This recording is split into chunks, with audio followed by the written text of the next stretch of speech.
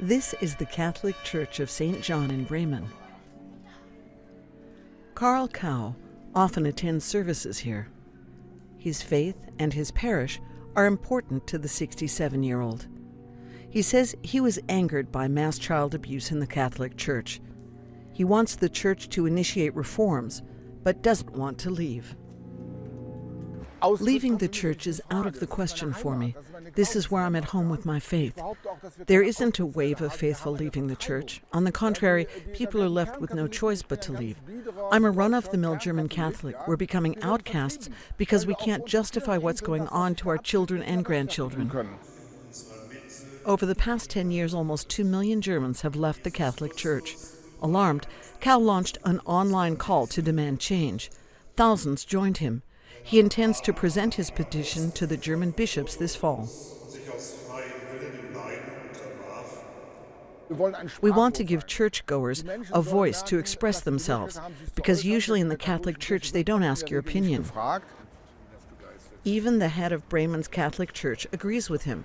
He doesn't directly criticize the Church, but he pours cold water on the idea that the Vatican is ready to accept fundamental reforms.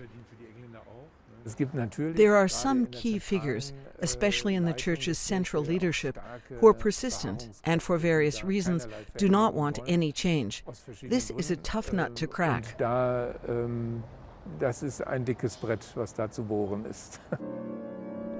For many churchgoers, their own faith is more important than reforming the rules of the old guard. It's a bit like FIFA. I'm a soccer fan, and that is also run by a bunch of old men. So maybe there are other institutions where this is going on. Anyone who truly believes in what the Church teaches would not leave. I haven't left. The provost says he would settle for smaller, more devout congregations. People who go to church these days go because they have an inner desire to be there, and not because they feel they have to, or because everyone else is going. They go to church because they want to. Today's churchgoers are different people, and I appreciate that. Kau believes many of the old rules are outdated, like the marriage ban for clergy, or the lack of a vote for church members on institutional decisions. We need democracy in the Church. Absolutism is no longer an option. We need transparency, in finances as well, especially since we all pay church taxes.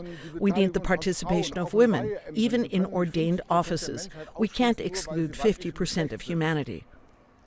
If nothing changes, Karl Kau fears membership of the Catholic Church will continue to dwindle, and sooner or later, its churches will be deserted.